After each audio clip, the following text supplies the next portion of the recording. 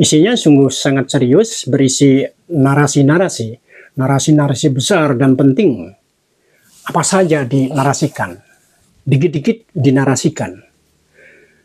Semua bisa dilacak kemana arah dari narasi-narasi besar dan penting itu.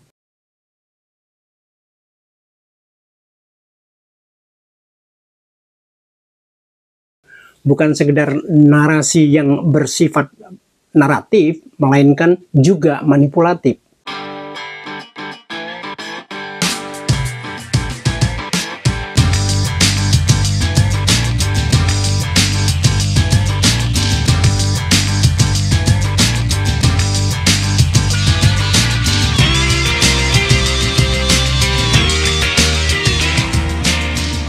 Saudara-saudara sebangsa dan setanah air, sedunia dan seakhirat, secapres maupun yang beda pilihan.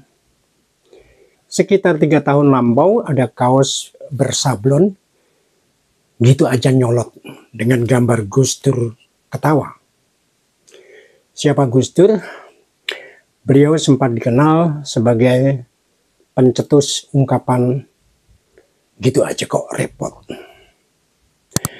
Mungkin kaos itu menyindir rakyat jelantah atau sesiapa yang dikit-dikit nyolot, dikit-dikit berkomentar. Tentu saja penyolot terbesar adalah rakyat jelantah yang waktu itu dilabeli entah oleh siapa dengan sebutan cebong, kecebong, dan kampret.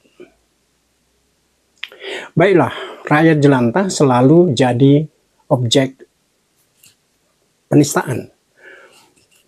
Belum 5 tahun berlalu, tetapi lagi-lagi pemilu akan jadi makna sebenarnya pembuat pilu.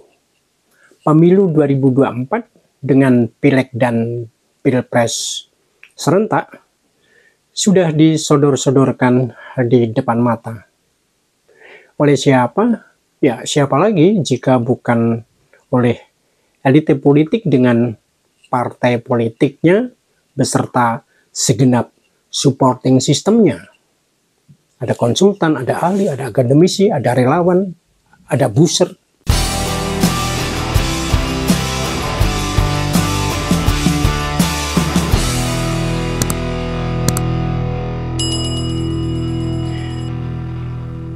Tetapi semuanya belum beranjak jauh. Dunia persilatan belum beranjak. Isunya masih gitu-gitu saja. Dahsyatnya yang merekatkan disparitas sosial dan ekonomi adalah politik. Setidaknya kepentingan politiknya dalam saat itu. Yang kaya dan miskin bisa bersatu padu melawan sesama rakyat juga yang kaya dan miskin, tetapi beda pilihan. Siapa yang membangun perbedaan pilihan-pilihan itu? Elit politik, karena tak bisa tidak sebagai akibat sistem politik yang elitis.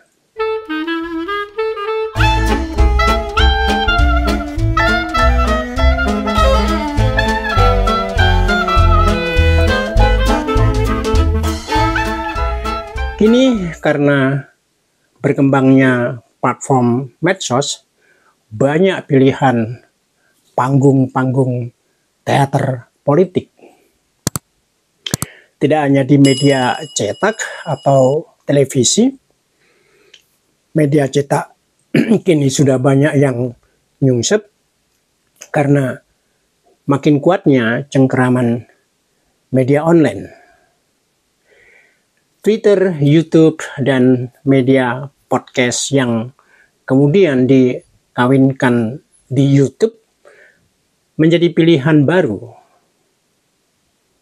Kita bisa melihat para selebritas politik dan media hampir semuanya punya akun medsos dalam berbagai bentuk. Twitter, YouTube, dan media podcast yang kemudian dikawinkan di YouTube menjadi pilihan baru. Kita bisa melihat para selebritas politik dan media hampir semuanya punya akun medsos dalam berbagai bentuk platformnya.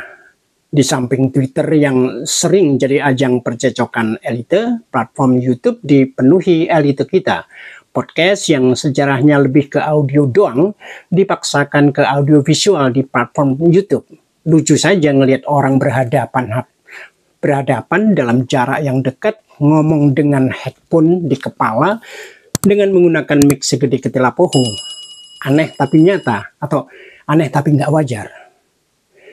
Ada banyak kanal YouTube milik pribadi, dari yang bekas penyiar TV, bekas direktur TV, bekas anggota DPR, bekas komisaris BUMN, bekas menteri, belum bekas anggota legislatif, masih gubernur, belum presiden, dan lain sebagainya. Isinya sungguh sangat serius, berisi narasi-narasi besar dan penting. Apa saja dinarasikan, dikit-dikit narasi.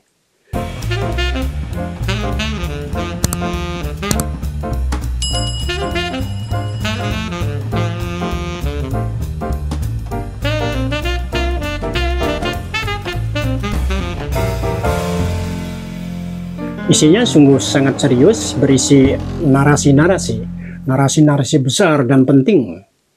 Apa saja dinarasikan, dikit-dikit dinarasikan.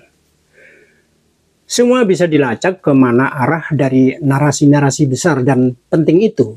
Bukan sekedar narasi yang bersifat naratif, melainkan juga manipulatif.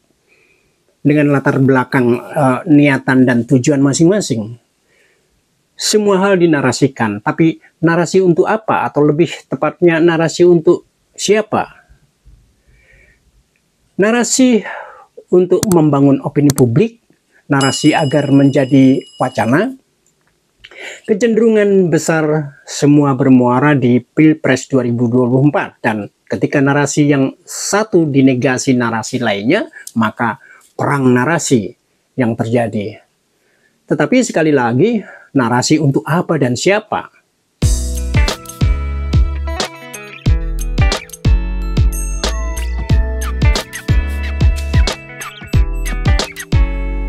Pemilu menjadi pembuat pilu, terutama kepiluan rakyat. Lebih karena proses demokratisasi tidak berjalan semestinya. Demokrasi Indonesia hanya berjalan per 5 tahun dengan rakyat sebagai alamat palsu. Itu pun tanpa ilmu dan pembelajaran demokrasi. Lebih dipenuhi dengan claiming dan bullying, mendaku paling baik dan menghina lian sebagai songong. Sekalipun dibungkus dengan kecanggihan narasi. Ada juga si elite yang narasinya sangat proletar. Lihat saja jika mereka berdebat. Hanya untuk mengkampanyekan bahwa saya benar dan kalian semua salah. Tentu dibungkus dengan bahasan daki-daki demi rakyat.